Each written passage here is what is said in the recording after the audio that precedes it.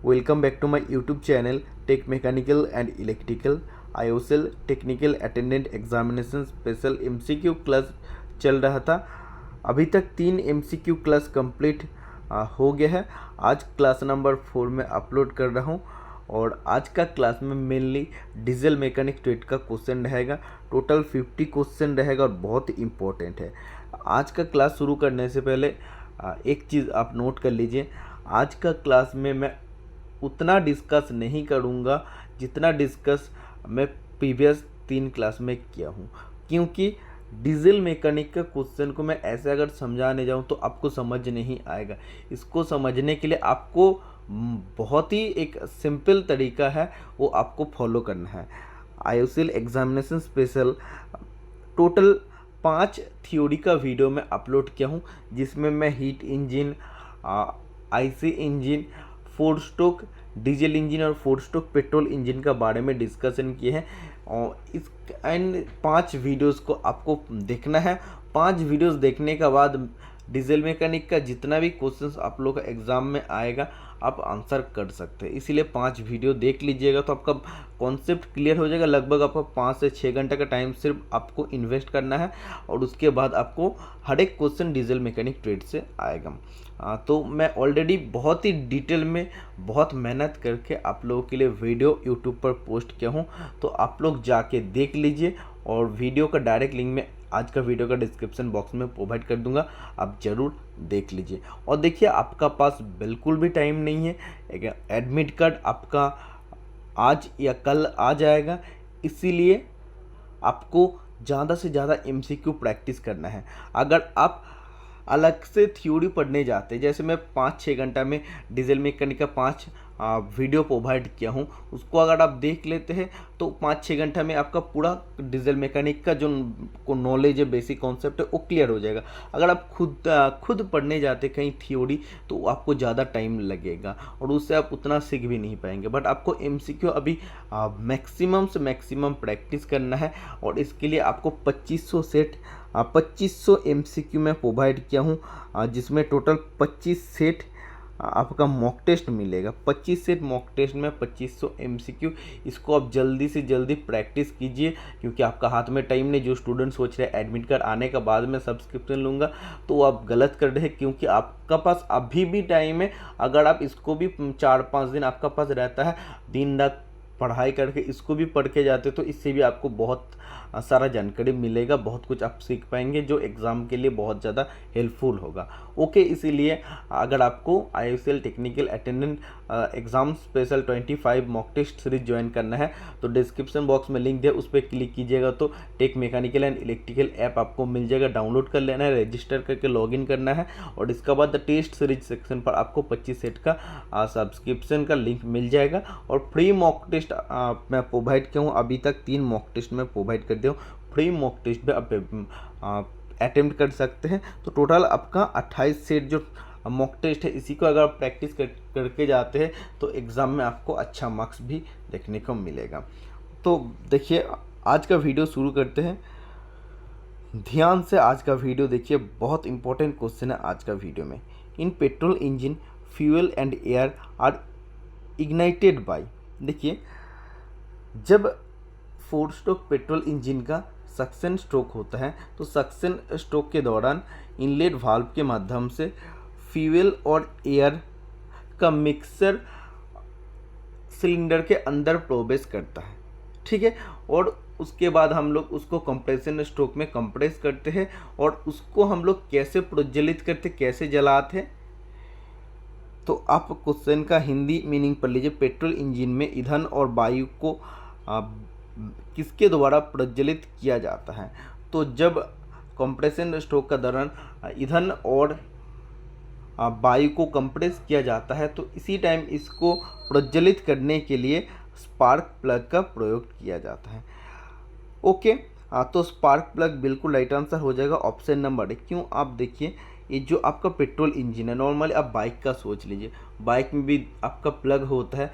अब बोलते हैं ना, प्लग में मैला जम गया है, प्लग बहुत ज़्यादा गंदा हो गया है, तो जब देखना स्टार्ट नहीं होता तो प्लग को आप साफ कर लेते हैं। प्लग में कार्बन जमा हो जाता है, इसीलिए उसको अगर आप इमेरी पेपर से घिस देते तो वो मैला हट जाता है और फिर वो अच्छा से स्पार्क प्रदान कर सकते हैं और उसी स्पार्क से पेट्रोल इंजन का फ्यूल और एयर का इग्निशन होता है, फिर ईंधन और वायु प्रज्वलित होता है। तो इतना आपको याद रखना, इसीलिए मैं आपको बोल रहा हूँ। देखिए, आपको अगर डिटेल में इसका बारे में जानना है तो आप थ्योरी देख लीजिए, हर एक क्वेश्चन आपको समझ आ जाएगा।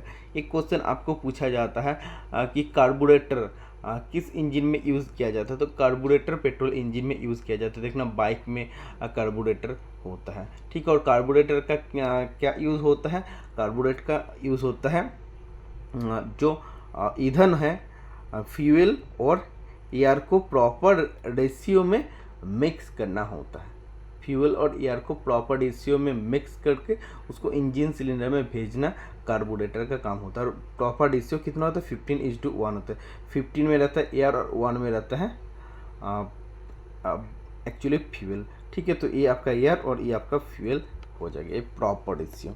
ओके, देखिए इसमें क्या बोला नोट्स में, in petrol engine fuel and air are ignited by spark plug. Petrol engine में फ्यूल और एयर को स्पार्क प्लग के द्वारा प्रज्वलित किया जाता है। Carburettor is use to mix air and fuel in petrol engine. Petrol engine में कार्बोरेटर का यूज़ किया जाता है। और क्यों यूज़ किया जाता है? एयर और फ्यूल को मिक्स करने के लिए। Only air is sucked in diesel engine, hence it does not require carburettor. मतलब डीजल इंजन का कार्बोरेटर का ज़रूरत नहीं होता है।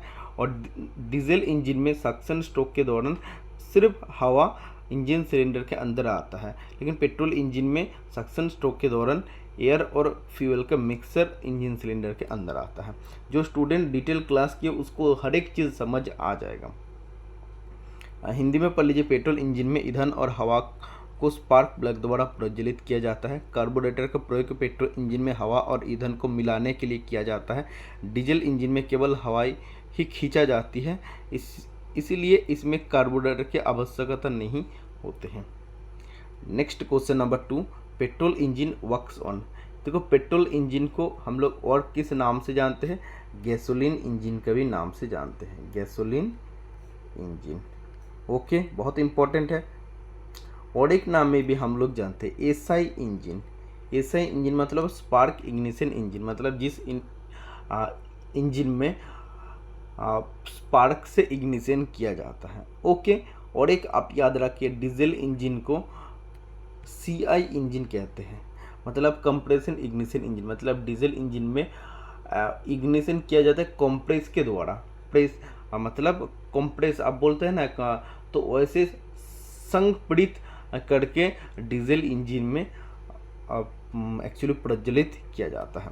ओके, तो पेट्रोल इंजन किस पर काम करता है? Auto cycle, diesel cycle, Rankine cycle या कार्नेट साइकिल?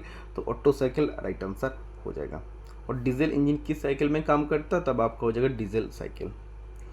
देखिए solution, petrol engine works on Otto cycle पर पेट्रोल इंजन काम करता है। The compression ratio of petrol engine is 6:10। 6:10 compression ratio होता है पेट्रोल इंजन का। Its running cost is higher than diesel engine, और इसका चलने का दौर भी ज़्यादा होता है डीजल इंजन का तुलना में। और देखिए कंप्रेशन रेशियो पेट्रोल इंजन का ज़्यादा होता है, 16 से 24 होता है। ये भी चीज़ आप याद रखें, बहुत इंपॉर्टेंट है। क्वेश्चन नंबर 3, देखिए इसमें नंबर नहीं दिया है, लेकिन एक का बाद एक में डिस्कस करते जाऊँ। नेक्स्ट क्वेश्चन बोलकर, petrol engine is also known as. Petrol engine को हम लोग और किस नाम में जानते हैं, या किस नाम में भी उसे हम लोग बुला सकते हैं? Diesel engine, gasoline engine, high engine, low engine. तो गैसोलीन इंजन राइट आंसर हो जाएगा, मैं पहले बताया हूँ। Petrol engine is also known as gasoline engine. In petrol engine, carburetor is used to mix a mixture of air and fuel and it is ignited by spark plug. Petrol engine को gasoline engine के नाम में भी जाना जाता है, और petrol engine में कार्बोरेटर का उपयोग हवा और ईंधन का मिश्रण बनाने के लिए किया जाता है, और इसे स्पार्क प्लग द्वारा प्रज्वलित किया जाता है। आप थ्योरी का वीडियो देखिए, 5 वीडियो मैं आपको गारंटी देके बता सकता हूँ, 5 वीडियो अगर आप देख सकते हैं तो आपका बेसिक क्लियर हो जाएगा डीजल इंजन और पेट्रोल इंजन का बारे में, और ये सब क्वेश्चन आप लोगों का एकदम हलवा बन जाएगा, बहुत इजीली आप सॉल्व कर सकते हैं, क्योंकि मैं उसी तरह से ही सॉल्व किया हूँ, उसी तरह से मैं आपको थ्योरी में समझाया हूँ। In diesel engine fuel is ignited by, diesel engine में ईंधन प्रज्वलित कैसे किया जाता है। सबसे पहले डीजल इंजन को किस नाम से हम लोग जानते हैं, कंप्रेशन इग्निशन इंजन, मतलब इग्निशन कंप्रेस करके किया जाता है, ओके, संपीड़ित करके किया जाता है, ठीक है।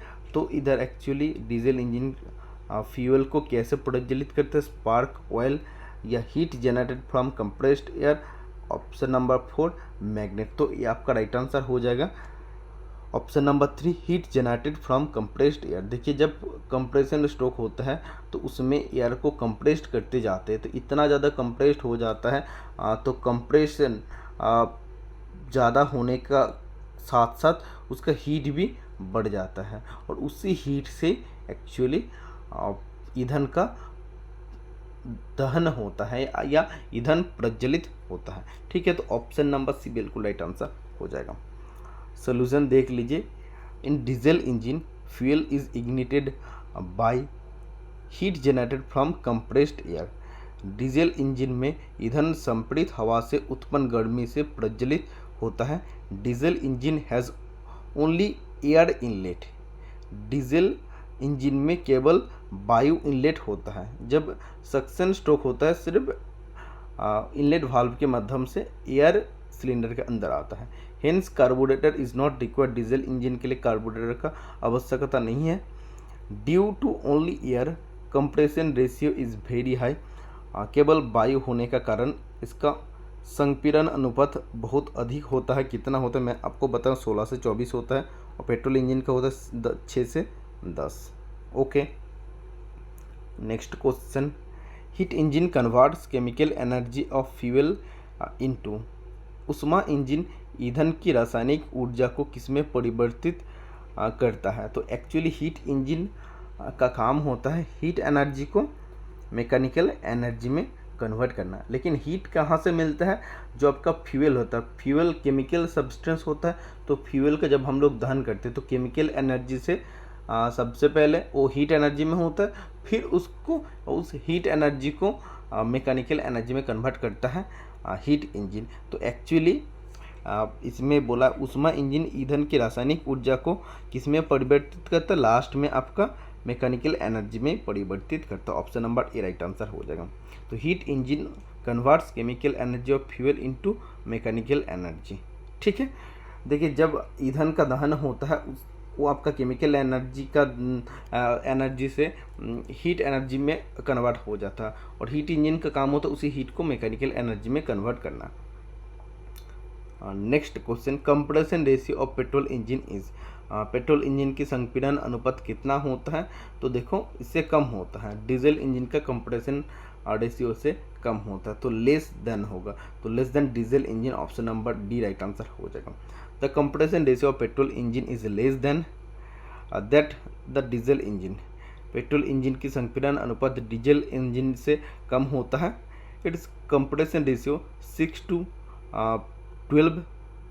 एक्चुअली देखिए इसका कितना होता है, पेट्रोल इंजन का कंप्रेशन रेशियो 6 से 10 होता है। एक्चुअली आप 10 नोट कर लीजिए। Petrol engine has low thermal efficiency, इसका थर्मल एफिशिएंसी भी काफ़ी कम होता है। The compression ratio of diesel engine is 16:24। मैं आपको बता दूं डीजल इंजन का संपीड़न अनुपात होता है 16 से 24, ठीक है। तो ये आपको कंप्रेशन रेशियो मिल गया, डीजल इंजन का कितना होता है, पेट्रोल इंजन का कितना होता है। अब डीजल इंजन का थर्मल एफिशिएंसी कितना होता है, डीजल इंजन का थर्मल एफिशिएंसी होता है 35 to 40%, 35 से 40%, ओके। और इसमें बोले petrol engine has low thermal efficiency, मतलब पेट्रोल इंजन का थर्मल एफिशिएंसी कितना हो जाएगा, 26 से 30% हो जाएगा। तो कम हो रहा है ना पेट्रोल इंजन का थर्मल एफिशिएंसी डीजल इंजन का तुलना में, ओके। ये आपको समझ आ गया। Next question, the function of valve in engine are. Engine में वाल्व का कार्य क्या होता है, टू इंक्रीज फ्यूल कैपेसिटी, ईंधन का क्षमता बढ़ाने के लिए। Option number B, to control speed of the vehicle, वाहन की गति को नियंत्रित करने के लिए। Option number C, to control temperature comma rising engine, मतलब इंजन में तापमान वृद्धि को नियंत्रित करने के लिए।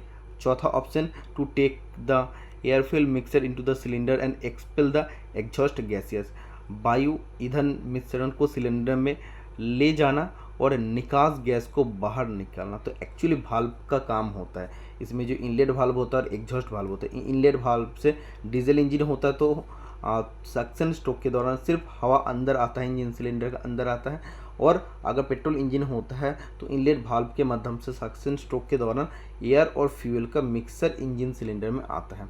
और जब ये आपका पूरा साइकिल वर्किंग साइकिल कंप्लीट हो जाता है, उससे जो भी स्मोक्स इसके बाद गैसियस सब्सटेंस जो भी होता है, तो गैस को निकालने के लिए, बांड गैस को निकालने के लिए एग्जॉस्ट वाल्व के प्रयोग किया जाता है। ठीक है, तो ये वाल्व क्या करता है, एक्चुअली एयर फ्यूल मिक्सर को सिलेंडर में लाता है और जो भी जली हुई गैस है, स्मोक्स है, उसको निकालने के लिए भी एग्जॉस्ट वाल्व काम करता है। तो option number D right answer हो जाएगा। देखिए, the function of valve in engine is to take the air fuel mixer into the cylinder and expel exhaust gas. Valve is an inlet outlet mechanism which is operated by the power of the engine। Valve एक inlet और outlet तंत्र है जो engine की शक्ति द्वारा संचालित होता है। Okay, next question, to stroke engine has how many revolution of crankshaft with in one power stroke. देखिए, इसमें बोल रहे हैं, हिंदी में पढ़िए, दो स्ट्रोक इंजन में एक पावर स्ट्रोक के भीतर क्रैंकशाफ्ट के कितने चक्कर होता है। तो टू स्ट्रोक इंजन में एक पावर स्ट्रोक के भीतर क्रैंकशाफ्ट के एक ही रोटेशन होता है। ओके, इसमें पढ़िए, in two stroke engine one revolution of the crankshaft occurs with one power stroke, मतलब टू स्ट्रोक इंजन में क्रैंकशाफ्ट के वन रोटेशन से एक पावर स्ट्रोक मिलता है। In two stroke engine the crank rotates at 360 degree. Two stroke engine में crank 360 degree rotate होता है। Valves are not used in two stroke engine. देखिए, टू स्ट्रोक इंजन में वाल्व यूज नहीं होता है। जैसे मैं आपको फोर स्ट्रोक इंजन के बारे में सिर्फ पढ़ाया हूँ, एक क्लास बच गया है, वो मैं नहीं पढ़ा पाया हूँ। मेरा हाथ में बिल्कुल भी टाइम नहीं है, क्योंकि मेरा सिस्टर की ज्वाइनिंग है एक गवर्नमेंट जॉब पर, तो उसी का साथ हमें जाना है, इसीलिए 2 दिन का मैं अपडेट नहीं दे पाऊँगा, क्लास भी प्रोवाइड नहीं कर पाऊँगा। ओके, तो थोड़ा सा आप एडजस्ट कर लीजिए, क्योंकि मैंने बहुत कोशिश किया IOCL के का प्रिपरेशन को बहुत अच्छा से कराने के लिए। इलेक्ट्रिकल का और इलेक्ट्रॉनिक्स का क्लास में प्रोवाइड नहीं कर पाऊँ, फिर भी मैं 26 तारीख लौट के आ जाऊँगा। 27-28 में अगर हो सके तो मैं क्लास प्रोवाइड करने का कोशिश करूँगा। ठीक है, इसमें क्या बोला, valves are not used in two stroke engine. Two stroke engine में वाल्व यूज़ नहीं होता है, फोर स्ट्रोक इंजन में वाल्व यूज़ होता है। तो टू स्ट्रोक इंजन में वाल्व की जगह क्या यूज़ होता है, पोर्ट्स यूज़ होता है। ये चीज़ आपको याद रखना है। ओके, नेक्स्ट देखिए, four stroke engine has how many revolution of crankshaft with in one power stroke. 4 stroke engine में एक पावर स्ट्रोक के भीतर कितने क्रैंकशाफ्ट के चक्कर होता है, तो ये आपका 2 चक्कर होता है। Option number B right answer हो जाएगा। देखिए, बोला in four stroke engine the crankshaft takes 2 revolution for 1 power stroke. Four stroke engine में एक पावर स्ट्रोक के लिए 2 क्रैंकशाफ्ट का रोटेशन का चक्कर लगाना पड़ता है, और it's mechanical efficiency is less than that of to stroke engine. देखिए, सेम साइज का अगर टू स्ट्रोक इंजन है और सेम साइज का अगर फोर स्ट्रोक इंजन है, तो किसका मैकेनिकल एफिशिएंसी ज़्यादा होगा, टू स्ट्रोक इंजन का मैकेनिकल एफिशिएंसी ज़्यादा होगा। मेरा बात फिर से सुन लीजिए, सेम साइज का अगर टू स्ट्रोक इंजन और फोर स्ट्रोक इंजन है तो मैकेनिकल एफिशिएंसी टू स्ट्रोक का ज़्यादा होगा, क्योंकि टू स्ट्रोक इंजन में क्रैंकशाफ्ट का एक ही रोटेशन में एक पावर स्ट्रोक मिल रहा है, लेकिन फोर स्ट्रोक इंजन में क्रैंकशाफ्ट का 2 रोटेशन होने पर एक पावर स्ट्रोक मिलता है, इसीलिए mechanical efficiency to stroke engine का ज़्यादा होगा। Next question, the correct sequence for a 4 stroke cycle engine is. 4 stroke चक्रों इंजन के लिए सही अनुक्रम। 4 स्ट्रोक इंजन का एक ऑपरेटिंग साइकिल किस किस स्ट्रोक से गठित होता है? मतलब 4 स्ट्रोक इंजन का एक ऑपरेटिंग साइकिल में कौन सा स्ट्रोक होता है? पहला होता है सक्शन स्ट्रोक, सेकेंड होता है कंप्रेशन स्ट्रोक, थर्ड होता है पावर स्ट्रोक और चौथा exhaust stroke. Option number C right answer हो जाएगा। इसका सोल्यूशन देख लीजिए। In a 4 stroke petrol engine suction, compression, power and exhaust strokes occur in a sequence. मतलब 4 स्ट्रोक पेट्रोल इंजन चाहे डीजल इंजन, दोनों में सक्शन, कंप्रेशन, पावर और एग्जॉस्ट स्ट्रोक सीक्वेंसली एक कंडक्ट होता है।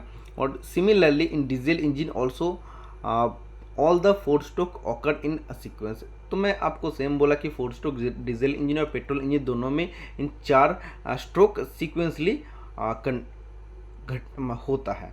ओके, इसमें बोला है the theoretical value graph diagram of 4 stroke diesel engine is also similar to that petrol engine, but in this fuel injected instead of electric spark. देखिए, जब आपको पेट्रोल इंजन में एयर फ्यूल मिक्सर को ignition करना होता है, प्रज्वलित करना होता है, तो पेट्रोल इंजन में आप इलेक्ट्रिक स्पार्क भेजते हैं। ओके, बट डीजल इंजन में जब हमको एयर कंप्रेस्ड एयर को इग्निशन करना पड़ता, प्रज्वलित करना पड़ता, तब हम लोग इंजेक्शन वाल्व के माध्यम से डीजल भेजते हैं। ओके, और वो डीजल हम लोग स्प्रे फॉर्म में भेजते हैं। ओके, इतना आप याद रखिए, बाकी आप थ्योरी देखिए। In a diesel engine the glow plug is, diesel engine में ग्लो प्लग कहाँ पर फिट होता है? तो सबसे पहले देखिए, डीजल इंजन में ग्लो प्लग क्यों यूज़ किया जाता है? तो जब कोल्ड डीजल इंजन है, कहीं आपका अगर ठंडा डीजल इंजन है, उसको अगर स्टार्ट करना है तो तब ग्लो प्लग का यूज़ किया जाता है। तो glow plug is use to start the cold diesel engine. एकदम ठंडा डीजल इंजन को स्टार्ट करने के लिए ग्लो प्लग का प्रयोग किया जाता है। और ग्लो प्लग डीजल इंजन का कहाँ पर फिट किया जाता है? ये आपका राइट आंसर हो जाएगा, screwed into the combustion chamber. मतलब दहन कक्ष में स्क्रू से उसको फिट किया जाता है। ओके, किससे फिट किया जाता है? ग्लो प्लग को कंबशन चेम्बर में स्क्रू के द्वारा फिट किया जाता है। Option number B right answer हो जाएगा। देखिए, in a diesel engine the glow plug is screwed into the combustion chamber. Diesel engine में ग्लो प्लग को दहन कक्ष में पेंच करके लगाया जाता है। Glow plug is a thermal device use to start the cold diesel engine. Glow plug एक थर्मल डिवाइस है जिसके द्वारा ठंडा डीजल इंजन को चालू करने के लिए भी प्रयोग किया जाता है।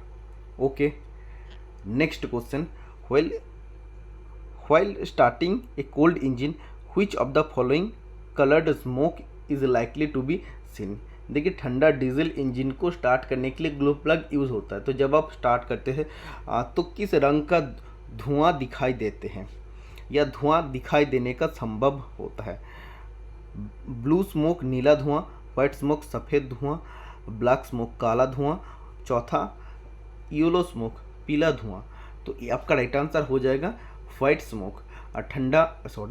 सफ़ेद धुआं देखने का चांसेस होता है। ठीक है, ऑप्शन नंबर बी। देखिए, while starting a cold engine white colour smoke is likely to be seen. मतलब जब ठंडे डीजल इंजन को स्टार्ट किया जाता है तो सफ़ेद रंग का धुआं दिखाई देखने का संभावना होता है। Glow plug are used while starting a cold engine. Glow plug का यूज़ किया जाता है जब ठंडा इंजन को स्टार्ट करना होता है। Next question, how many compression rings should an engine या ऑटोमोबाइल हैव। एक इंजन ब्रैकेट में ऑटोमोबाइल में कितने संपीड़न रिंग होने चाहिए? तो देखिए, एक इंजन में मिनिमम दो कंप्रेशन रिंग होना चाहिए। Option number B. और अगर आपको ऐसा बोलते हैं ऑयल रिंग कितना होना चाहिए? ऑयल रिंग तो मिनिमम एक ऑयल रिंग होना चाहिए, 1। ओके, कंप्रेशन रिंग दोनों होना चाहिए और ऑयल रिंग एक होना चाहिए। इसमें बोला था engine should have a minimum 2 compression ring. Okay, और कंप्रेशन रिंग क्या करता है, देखो कंप्रेशन रिंग पिस्टन को सिलेंडर वॉल के साथ कंप्रेस करके फिट करके रखता है, ताकि उससे कोई भी आपका गैस बिल्कुल भी लीकेज ना हो जाए।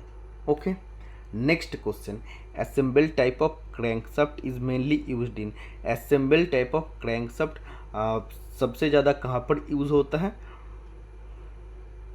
या मुख्य रूप से कहाँ पर यूज़ होता है, रेलवे इंजन, लोकोमोटिव में, मोटरसाइकिल में, पैसेंजर कार में, या मेडिन में। तो option number B right answer हो जाएगा, मोटरसाइकिल में असेंबल्ड टाइप क्रैंकशाफ्ट का प्रयोग किया जाता है। ठीक है, नेक्स्ट क्वेश्चन, इन पेट्रोल इंजन, पेट्रोल इंजन में 4 ऑप्शन पर लीजिए, only air is compressed inside the cylinder. तो देखो पेट्रोल इंजन में सिलेंडर के अंदर एयर और फ्यूल का मिक्सर आता है, तो जब कंप्रेस होगा एयर और फ्यूल मिक्सर दोनों कंप्रेस्ड होगा, इसलिए air and fuel both are compressed inside the cylinder while compression stroke आप बोल सकते हैं। ठीक है, option number C right answer हो जाएगा। देखिए इसमें बोला in petrol engine both air and fuel are compressed inside the cylinder, spark plug is used in petrol engine, fuel injector is not used in, fuel injector diesel engine में use होता है, और only air is sucked in diesel engine, diesel engine में सिर्फ air engine के अंदर engine cylinder के अंदर सक्ट किया जाता है, चूसन करके लाया जाता है। Okay, next question, the valve opens when the cam lobe lifts the, valve तब खुलता है जब कैम लोब उठाता है, तो किससे उठाता है, बियरिंग को, पिस्टन को, valve लिफ्टर को, या valve सीट को, तो valve लिफ्टर को जब उठाता है। तो ठीक है, तो इसमें देखिए तब बोला है the valve opens when the cam lobe lifts the valve lifter, मतलब valve जब कैम लोब valve लिफ्टर को उठाते हैं, ऊपर उठाते हैं, तो तब valve खुल जाता है। ये आपको समझ आ गया है, मतलब बोला जब कैम लोब valve लिफ्टर को ऊपर उठाते तो valve खुल जाता है। 1 HP 1 horse power is equal to कितना वाट होता है, 746 वाट होता है ब्रिटिश सिस्टम में, और मेट्रिक सिस्टम में होता है 735.5 watt. Next question, how does diesel burn in a diesel engine, diesel engine में डीजल कैसे जलता है। तो देखिए डीजल इंजन का एक ऑपरेटिंग साइकिल 4 स्ट्रोक से कंप्लीट होता है। पहले सक्शन स्ट्रोक होता है, सक्शन स्ट्रोक में प्योर एयर सिलेंडर के अंदर आता है, और कंप्रेशन स्ट्रोक के दौरान हवा को कंप्रेस्ड किया जाता है, बहुत ज़्यादा कंप्रेस्ड किया जाता है। कंप्रेस करने का साथ साथ एयर का तापमान भी बढ़ जाता है, और इतना बढ़ जाता है उसका हीट, तब उसी टाइम फ्यूल इंजेक्टर या इंजेक्शन वाल्व से डीजल स्प्रे किया जाता है, और तब फ्यूल का इग्निशन होता है या डीजल बर्न हो जाता है। ठीक है, तो एक्चुअली डीजल बर्न कैसे किया जाता है, तो ये आपका option number B right answer हो जाएगा, due to the high temperature of pressurised air in the cylinder, cylinder में दबाव युक्त हवा के उच्च तापमान के कारण। तो जो प्योर एयर सिलेंडर के अंदर आया है, कंप्रेशन स्ट्रोक के दौरान बहुत ज़्यादा उसको कंप्रेस्ड किया जाता है, तो प्रेशर बढ़ने का साथ साथ उसका टेम्परेचर भी बहुत ज़्यादा हाई हो जाता है, और बहुत ज़्यादा वो गर्म रहता है, और उसी टाइम अगर फ्यूल का सप्लाई हो जाता है इंजेक्शन वाल्व से, तो फ्यूल मतलब डीजल आ गया है और हीट है और एयर तो पहले से है, तो उससे आग लग जाता है, तो डीजल का जलन हो जाता है या डीजल जल जाता है। सोल्यूशन देखिए, in diesel engine diesel burn due to high temperature of pressurised air in the cylinder, जो मैं आपको बताया हूँ। Next question, the gudgeon pin of internal combustion engine is finished by, आंतरिक दहन इंजन का गजन पिन को कैसा फिनिश दिया जाता है, तो लैपिंग करके फिनिश दिया जाता है। तो गजन पिन एक पिन है, और इसका काम क्या होता है, गजन पिन को हम लोग पिस्टन पिन भी कहते हैं। इसका काम होता है पिस्टन के साथ कनेक्टिंग रॉड को कनेक्ट करना। गजन पिन या पिस्टन पिन का काम होता है पिस्टन के साथ कनेक्टिंग रॉड के स्मॉल एंड को कनेक्ट करना। ओके, और गजन पिन को फिनिश किया जाता है लैपिंग करके। क्योंकि इसका एक्सटर्नल सरफेस आपको फिनिश करना होता है।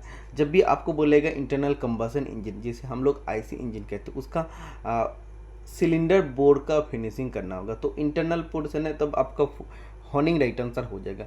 एक्सटर्नल सरफेस बोला है गजन पिन का, तो आपका लैपिंग राइट आंसर हो जाएगा।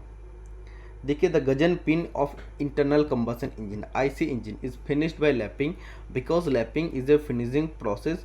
इन this very accurate and fine measurement finish can be obtained. आंतरिक दहन इंजन के गजन पिन को लैपिंग द्वारा फिनिश किया जाता है, क्योंकि लैपिंग एक फिनिशिंग प्रक्रिया है। इसमें बहुत सटीक और बढ़िया माप फिनिश प्राप्त की जा सकती है। Turning is a cutting process and grinding is a finishing process. Option में टर्निंग था, ग्राइंडिंग था, उसी के बारे में बोल रहे हैं कि टर्निंग एक कटिंग प्रोसेस है और ग्राइंडिंग एक फिनिशिंग प्रोसेस है। But very accurate measurement object can not be made by grinding. Finishing process हो सकता है, लेकिन जब उसमें वेरी एक्यूरेट मेजरमेंट का ज़रूरत होगा तब हम लोग ग्राइंडिंग से फिनिशिंग नहीं करेंगे। Horning is generally used for finishing internal part. Horning का उपयोग आमतौर पर आंतरिक भागों को परिष्कृत करने के लिए किया जाता है। Okay, next question, air fuel mixer which contains low portion of air is called dash mixer. देखिए, मैंने आपको बोला कि पेट्रोल इंजन में कार्बोरेटर होता है। ऐसा आपको क्वेश्चन पूछा जाएगा कि पेट्रोल इंजन आपको कैसे पहचान करना है। अगर कार्बोरेटर है तो वो पेट्रोल इंजन है, अगर स्पार्क प्लग है तो वो भी पेट्रोल इंजन है।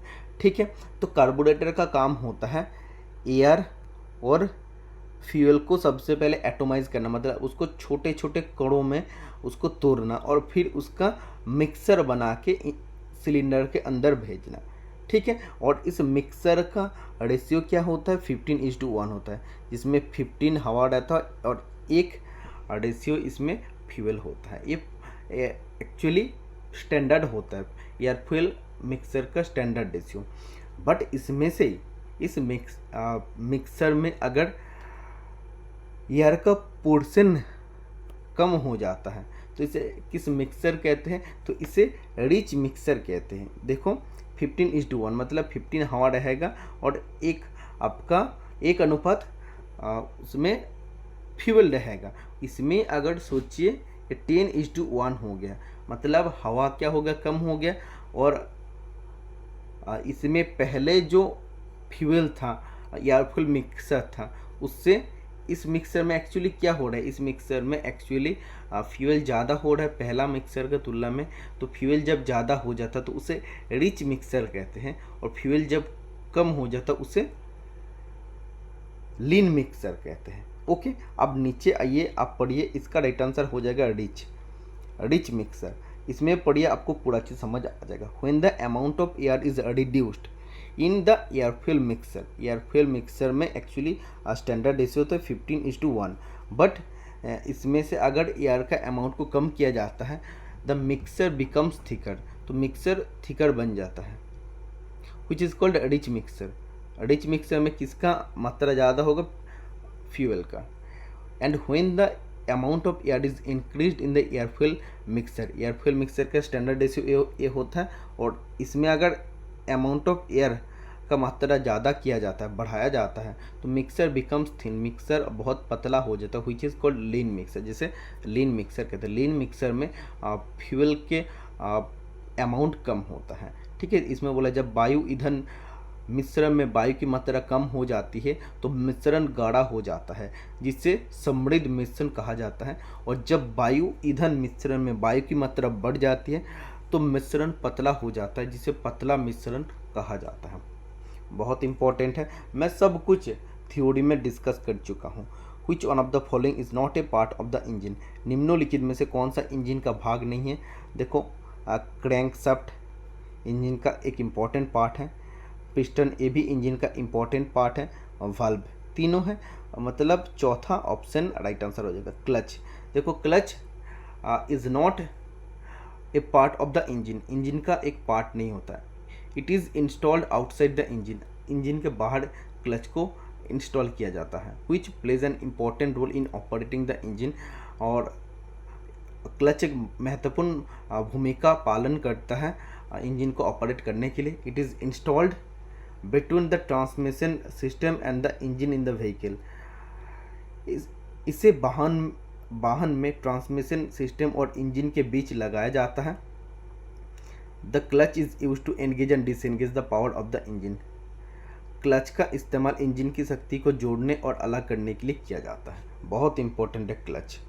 देखो ISL का एग्जामिनेशन में पावर ट्रांसमिशन चैप्टर को बहुत अच्छा से पढ़ के जाना है। गियर, पुली, बेल्ट, इसके बाद आपका चेन, स्प्रॉकेट, इन सब चीज़ को बहुत अच्छा से पढ़ के जाना है। क्लच, कपलिंग, ये सब चीज़ आपको पढ़ना है।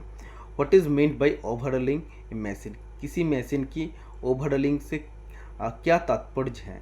तो ओवरहॉलिंग का मतलब क्या होता है? ओवरहॉलिंग ऑफ मशीन, इसका मतलब होता है cleaning the machining parts separately, replacing the damage parts with new ones, oiling them and reassemble the machine bye joining them.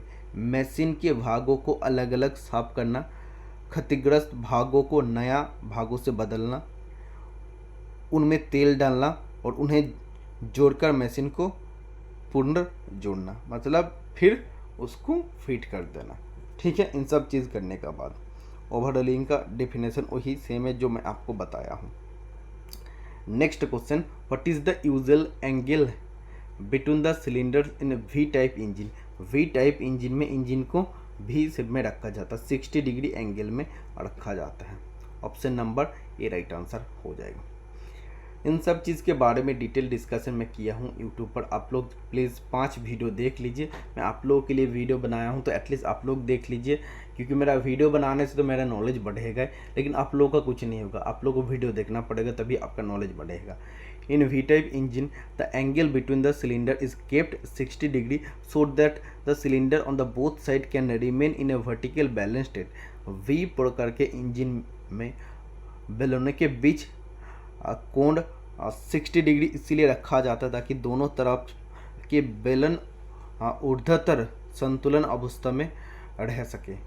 In this state the value of the resultant force generated due to the self weight is 0। इस अवस्था में संयंग के भार के कारण उत्पन्न परिणामी बल का मान शून्य होता है। मतलब वी टाइप इंजन में रिजल्टिंग फोर्स कितना होता है? तो आपका 0 होता है। ये चीज़ आपको याद रखना है। देखिए वी टाइप इंजन है, ये आपका एक इंजन सिलेंडर, एक इंजन सिलेंडर, दोनों को कैसे रखा जाता है? 60 डिग्री एंगल में रखा जाता है। Next question, function of flywheel in automobile is. Automobile में फ्लाई व्हील का कार्य है, तो ऑटोमोबाइल में फ्लाई व्हील का क्या कार्य होता है? मिक्स एयर एंड फ्यूल, ये आपका कार्बोरेटर हो जाएगा। टू कंट्रोल एग्जॉस्ट गैस, ये एग्जॉस्ट वाल्व का काम हो जाएगा। स्टोर एनर्जी, ये फ्लाई व्हील का काम होता है, ऊर्जा को स्टोर करना। ठीक है, तो option number C right answer हो जाएगा। देखिए, the function of flywheel in automobile is to store energy and give that energy to the crankshaft when required. Automobile में फ्लाई व्हील का कार्य ऊर्जा संग्रहित करना और आवश्यकता पड़ने पर उस ऊर्जा को क्रैंकशाफ्ट को दे देना। और flywheel is made up of cast iron which is tied to the rear end of the crankshaft. बहुत इंपॉर्टेंट है, एक कच्चे लोहे से बने एक पहिया है जो क्रैंकशाफ्ट के पिछले सिरे से बांधे होते हैं। ओके, बहुत इंपॉर्टेंट है ये question.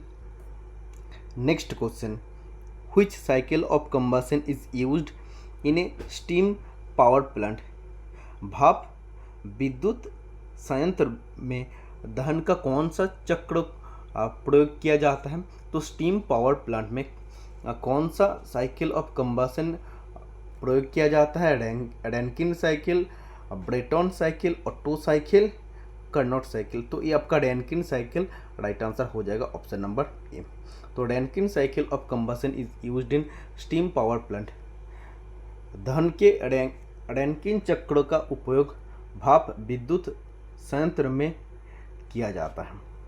Next question, what is the approximate thermal efficiency of a petrol engine. Petrol engine का थर्मल एफिशिएंसी, तापीय दक्षता कितना होता है?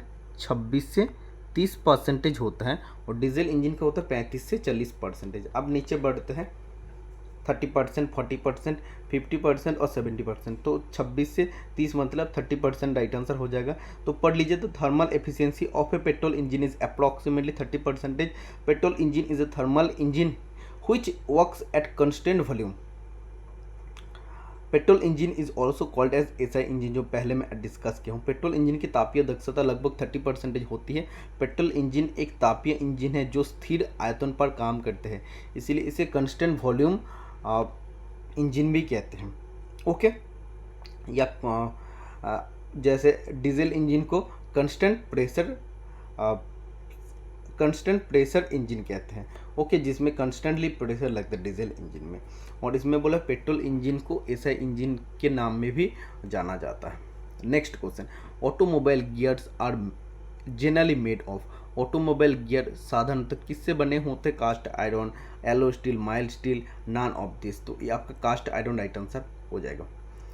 इसमें पढ़िए, automobile gears are generally made of cast iron because it has resistance bearing capacity. Iron, carbon, silicon, manganese, phosphorus, sulphur etcetera are found in cast iron. Cast iron का carbon percentage होता है 2 to 4%, जिसमें cast iron का साथ साथ iron, carbon, silicon, manganese, phosphorus, sulphur ये सब चीज़ में मिले होते हैं। और ऑटोमोबाइल पर्पज से बने गियर कास्ट आयरन का बने होते हैं, जो उच्च प्रतिरोध वहन क्षमता होती है जिसके अंदर। Okay, next question, which form of energy is used by automobile engine.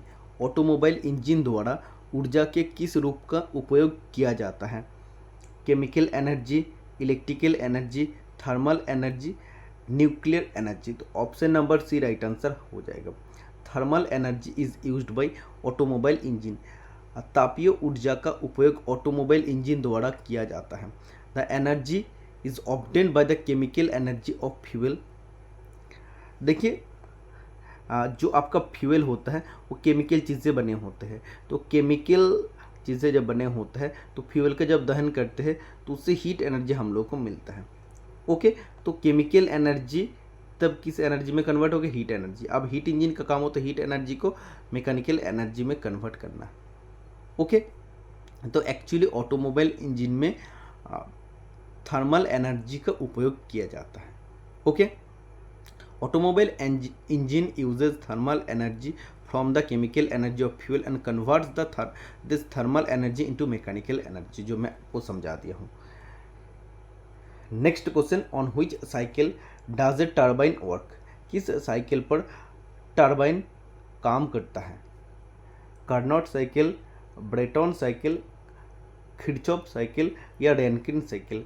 तो देखो, स्टीम पावर प्लांट में रैनकिन साइकिल पर काम कर रहा था, लेकिन जब आपको इसमें बोल रहे हैं कि गैस टर्बाइन किस साइकिल पर काम करेगा, तो ये आपका राइट आंसर हो जाएगा option number B, Brayton cycle. तो gas turbine is based on Brayton cycle. It has 2 isobaric and 2 isentropy process. ठीक है, इतने चीज़ आप याद रखिए।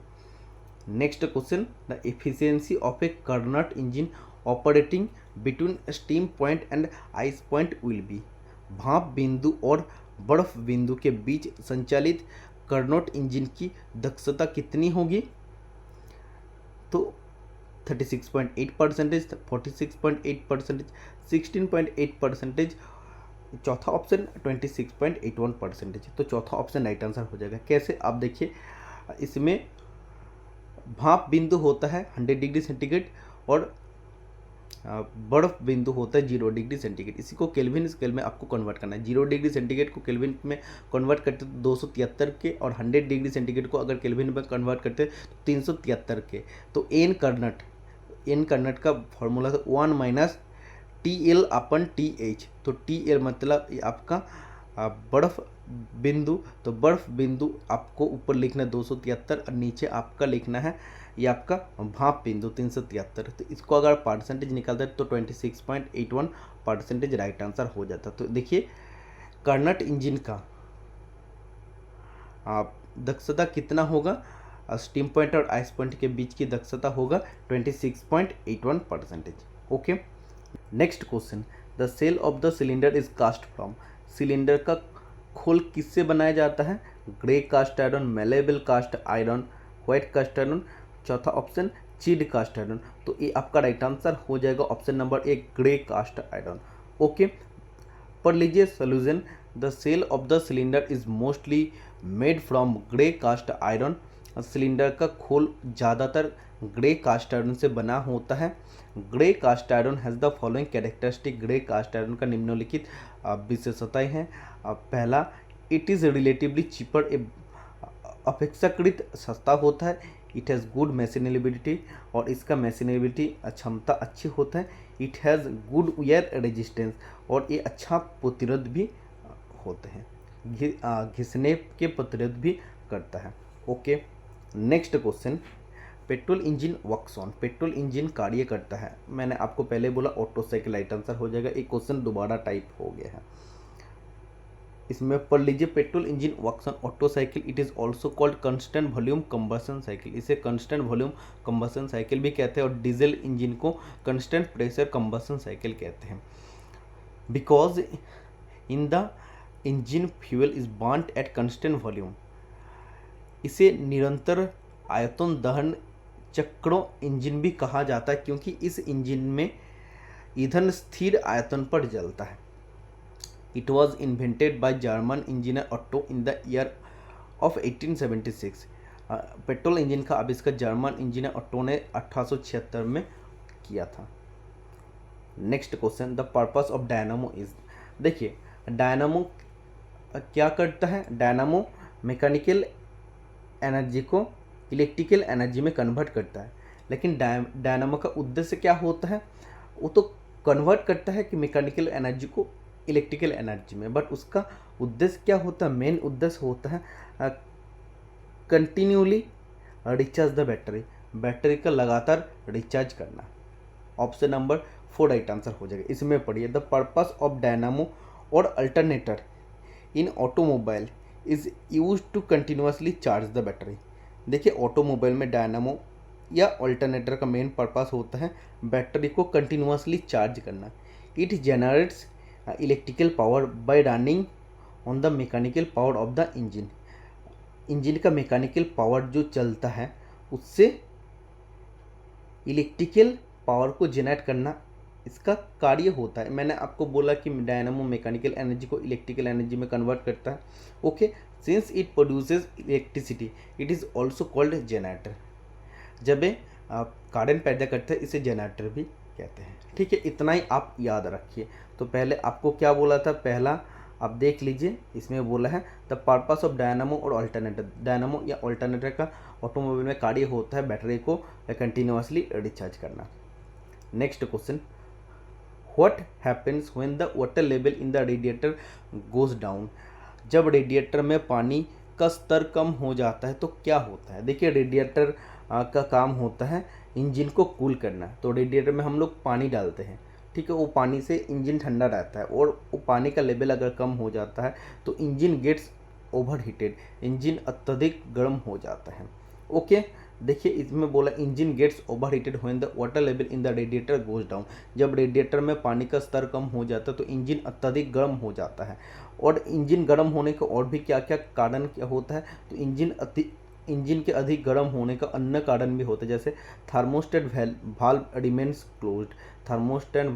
थार्मोस्टेट वाल्व अगर क्लोज अवस्था में रहता है तब भी इंजन अत्यधिक गर्म हो सकता है। वाटर बीइंग फॉल्टी, वाटर अगर फॉल्टी निकलता है। Fan belt broken, fan belt अगर टूट जाता है तब फैन का क्या होता है? वो भी ठंडा करने का काम करता है, वो फैन बेल्ट अगर टूट जाता है तो फैन बेल्ट नहीं घूमेगा।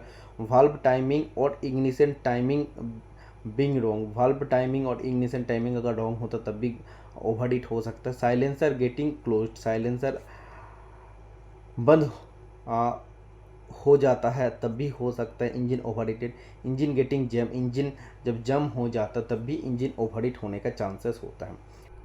Next question, which of the following materials is not used for crankshaft. निम्नलिखित में से कौन सा सामग्री क्रैंकशाफ्ट के लिए उपयोग नहीं की जाती है? Four steel, tin, ductile iron, titanium. तो इसका राइट आंसर हो जाएगा टीन, क्योंकि क्रैंक शाफ्ट बनाने के लिए मेनली फोर्ज स्टील का प्रयोग किया जाता है, या निकेल स्टील, या आप बोल सकते हैं क्रोम वेनेडियम स्टील, जैसे निकेल वेनेडियम स्टील होता है, निकेल क्रोमियम स्टील होता है। तो मैक्सिमम जगह में फोर्ड स्टील राइट आंसर होता है, ओके, या Chrome vanadium steel right answer दिया जाता है। बट देखो Ford steel, ductile iron, titanium से भी क्रैंकशाफ्ट बने होते हैं, बट टीन का बिल्कुल भी बने नहीं होता है। सोल्यूशन आप देखिए, tin material is not used for crankshaft. Crankshaft के लिए टीन मटेरियल का इस्तेमाल नहीं किया जाता है।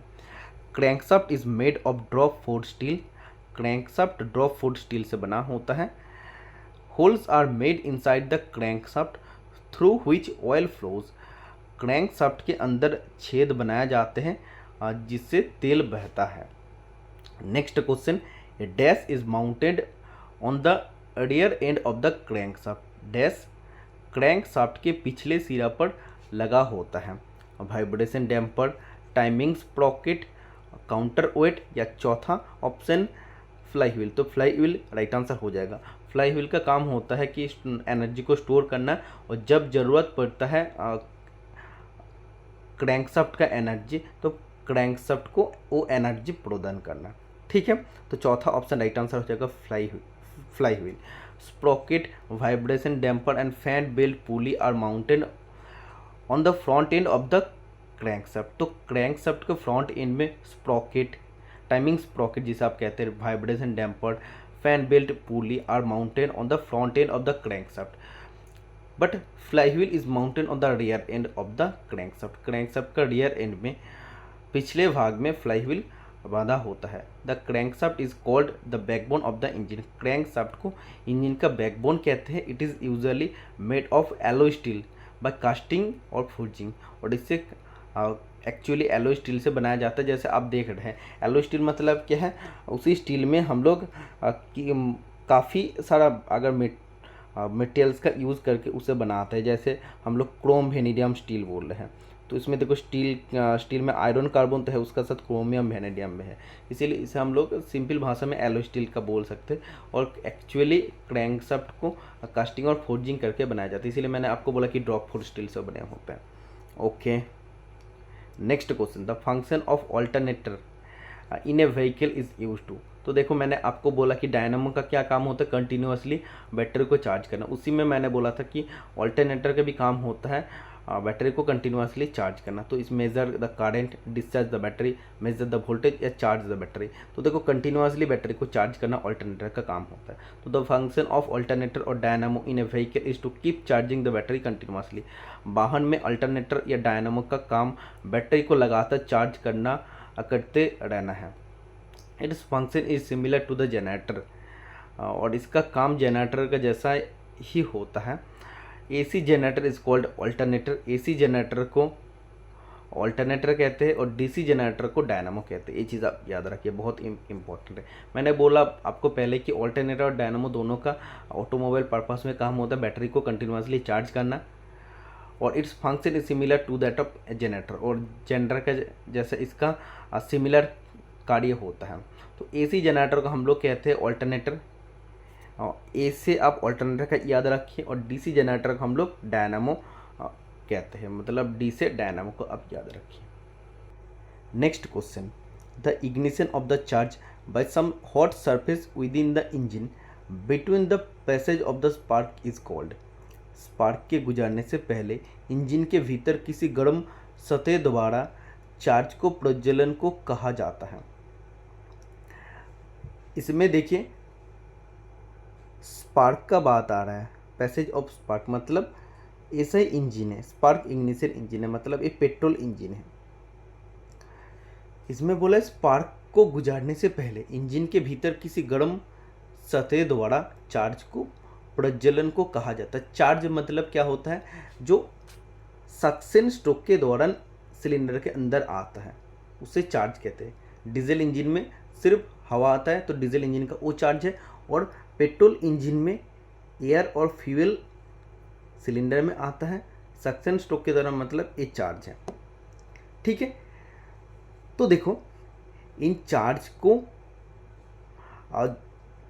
स्पार्क के द्वारा जलाने से पहले जब किसी गर्म सतह द्वारा वो जल जाता है पहले ही, उसे क्या कहते हैं, तो जलने से पहले जो हो जाता है उसे कहते हैं कि प्री इग्निशन, जैसे अगर आप टाइम से पहले आपका डेथ हो जाता है उसे प्री मैच्योर डेथ कहते हैं, मतलब मैच्योर होने से पहले आपका मृत्यु हो जाता है उसे प्री मैच्योर डेथ कहते हैं। इसमें भी सेम टू सेम है कि जो आपका चार्ज है वो चार्ज तो एक्चुअली पेट्रोल इंजन में स्पार्क से उसको जलाना था, स्पार्क से वो प्रज्वलित होने वाला था, बट इंजन सिलेंडर के अंदर गर्म सतह द्वारा हीट मिलने पारी वो पहले ही जल जाता है, स्पार्क उत्पन्न होने से पहले ही जल जाता है। तो पहले जल जाता मतलब इग्निशन होने से पहले ही वो जल गया, इसीलिए उसे प्री इग्निशन कहते हैं। ओके, और प्री इग्निशन किस इंजन में होता है? एसआई इंजन, पेट्रोल इंजन में होता है या स्पार्क इग्निशन इंजन में होता है। When the charge is compressed inside the cylinder its temperature and pressure increases. If the charge ignites before sparking occurs it is called pre ignition. देखिए, suction stroke के दौरान एयर और fuel mixer आ गया है और कंप्रेशन स्ट्रोक के दौरान air और फ्यूल को कंप्रेस्ड कर रहा है। तो कंप्रेस्ड जितना कर जाएगा उसका प्रेशराइज्ड उतना ज़्यादा होते जाएगा और उसका टेम्परेचर भी बढ़ते जाएगा, तो उसका टेम्परेचर बढ़ने पर उसका हीट भी बढ़ेगा। ठीक है, और वो हीट के कारण ही एयर फ्यूल मिक्सर पहले ही प्रज्वलित हो जाता है, स्पार्क से प्रज्वलित होने से पहले ही। इसे ही कहते हैं प्री इग्निशन। हिंदी में पढ़ लीजिए, जब सिलेंडर के अंदर चार्ज को संपीड़ित किया जाता है तो उसका तापमान और दबाव बढ़ जाता है। यदि स्पार्किंग होने से पहले ही चार्ज प्रज्वलित हो जाता है किसी गर्म सतह के कारण, तो इसे प्री इग्निशन कहा जाता है। Next question, a mechanism used to control the speed of an engine is. Engine की गति को नियंत्रित करने के लिए प्रयुक्त तंत्रों को क्या कहते हैं? तो इंजन की स्पीड को कंट्रोल करने के लिए कौन सा मैकेनिज्म यूज़ होता है? गवर्नर। ये आपका राज्यपाल, ये ट्रांसलेशन गलत हो गया, गवर्नर राइट आंसर हो जाएगा। तो इंजन की स्पीड को कंट्रोल करने के लिए गवर्नर का यूज़ किया जाता है। तो governor is use to control the speed of the engine. तो गवर्नर का उपयोग इंजन की गति को नियंत्रित करने के लिए किया जाता है। ओके, एक्चुअली मैं इसमें ट्रांसलेशन गूगल ट्रांसलेट से किया हूँ, इसलिए गवर्नर का हिंदी राज्यपाल आ गया, तो थोड़ा सा आप एडजस्ट कर लीजिए। Heat engines are basically used for. उष्मा इंजन मूलतः किसके लिए उपयोग किया जाता है? तो हीट इंजन किसके लिए यूज़ किया जाता है? हीट एनर्जी को मैकेनिकल एनर्जी में कन्वर्ट करने के लिए। Option number B right answer हो जाएगा। तो देखिए, heat engine it converts heat energy into mechanical energy through IC engine, मतलब internal combustion engine. Chemical energy of the fuel is converted into heat energy and heat energy is converted into mechanical energy, जो मैं पहले आपको बताया हूँ। Next question, the diameter of the crankshaft is measured. Crankshaft का व्यास मापा जाता है। कैसे मापा जाता है? तो व्यास मापने के लिए क्रैंकशाफ्ट आपका राउंड होता है, मतलब आपको माइक्रोमीटर यूज़ करना पड़ेगा। तो कौन सा माइक्रोमीटर? एरोमीटर माइक्रोमीटर यूज़ होता है। ठीक है, ऑप्शन नंबर ए। इसमें पढ़िए, the diameter of the crankshaft is measured by aerometer micrometer. Aerometer micrometer द्वारा क्रैंकशाफ्ट का व्यास मापा जाता है और it is the main shaft of the engine, इसीलिए इसे बैकबोन ऑफ द इंजन कहते हैं। इंजन के मेन शाफ्ट होने का कारण power is transmitted to the other places through this, और पावर इससे और प्लेसेस में ट्रांसफर होता है। इट स्ट्रक्चर इज कम्प्लेक्स, इसका स्ट्रक्चर कम्प्लेक्स होता है। इसका मेन पार्ट होता है, जैसे मेन बियरिंग जर्नल होता है, क्रैंक पिन होता है, ये आपका क्रैंक हो जाएगा, फ्रैंक नहीं, क्रैंक वेब, काउंटर वेट और ऑयल होल, ये सब एक्चुअली क्रैंकशाफ्ट का पार्ट्स होता है। IC engine means internal combustion engine. Option number A, sorry option number C. ठीक है, देखो ऑप्शन नंबर सी और ऑप्शन नंबर बी बिल्कुल राइट आंसर सेम है, इसलिए दोनों राइट आंसर आपका हो जाएगा। तो internal combustion engine is the engine in which combustion of fuel takes place inside the cylinder. तो इंटरनल कंबशन इंजन का मतलब होता है जिस भी इंजन में फ्यूल का कंबशन इंजन सिलेंडर का अंदर होता है उसे इंटरनल कंबशन इंजन कहते हैं। और एक्सटर्नल कंबशन इंजन किसे कहते हैं? जिस भी इंजन में फ्यूल का कंबशन इंजन के बाहर होता है उसे एक्सटर्नल कंबशन इंजन कहते हैं। इंटरनल कंबशन इंजन का एग्जाम्पल होता है या प्रयोग होता है जहाँ कार, जीप, ट्रक में होता है। एक्सटर्नल कंबशन इंजन जैसे स्टीम इंजन, स्टीम टरबाइन में प्रयोग किया जाता है।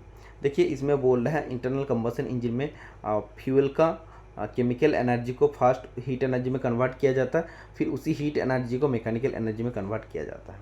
Okay, next question, what is the origin of the word diesel? Diesel शब्द की उत्पत्ति क्या है? राइट आंसर हो जाएगा option number C, name the person who develop the diesel engine. Diesel engine विकसित करने वाला व्यक्ति का नाम। सोल्यूशन आप पढ़ लीजिए, the word diesel was derived from the name of Rudolf Diesel, the inventor of diesel engine. The diesel engine was invented in 1897। Diesel शब्द की उत्पत्ति डीजल इंजन के आविष्कारक रूडोल्फ डीजल के नाम से हुई है। डीजल इंजन का आविष्कार 1897 में हुआ था। Next question, which of the following is not a part of automobile engine? निम्नलिखित में से कौन सा ऑटोमोबाइल इंजन का हिस्सा नहीं है?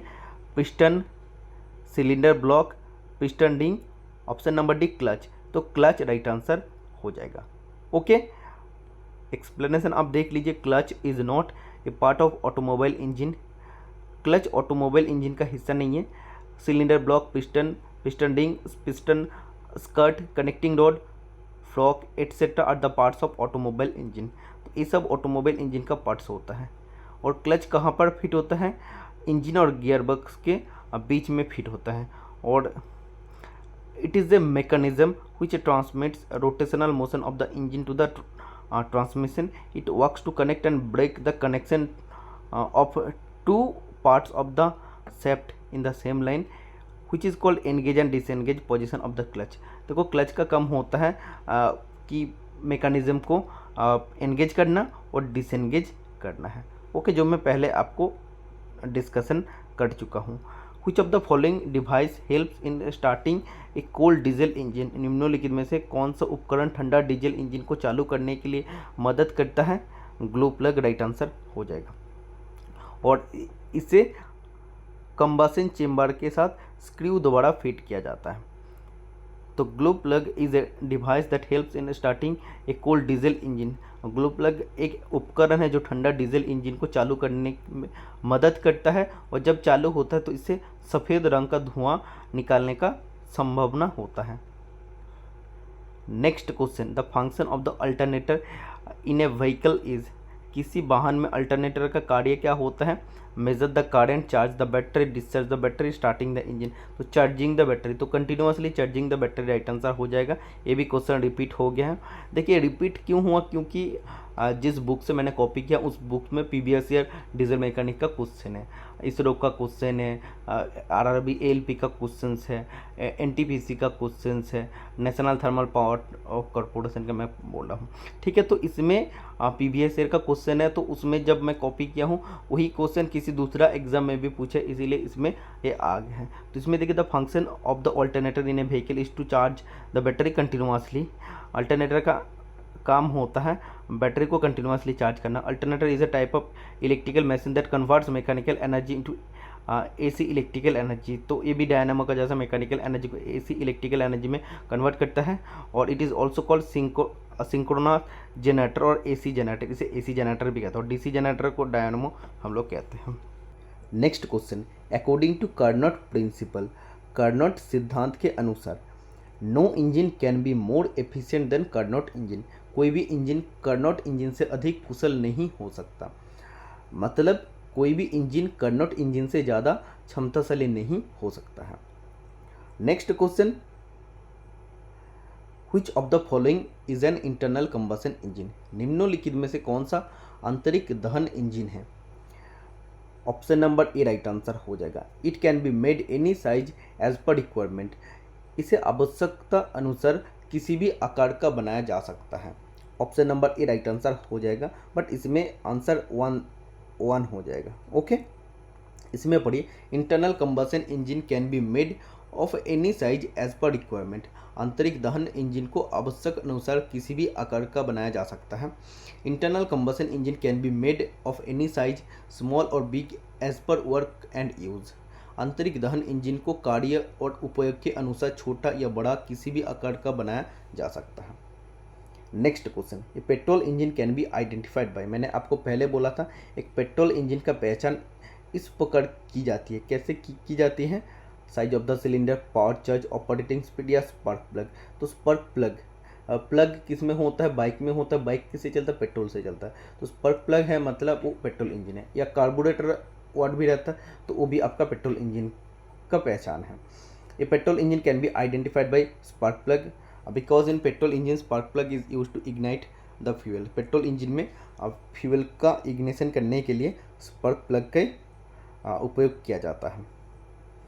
Next question, what is the middle part of the connecting rod called which joints the head and the big and. तो देखो कनेक्टिंग रॉड जो होता है उसका स्मॉल एंड पिस्टन के साथ कनेक्ट होता है गजन पिन या पिस्टन पिन से, और इसका जो बिग एंड होता है उसमें क्रैंक शाफ्ट फिट होता है।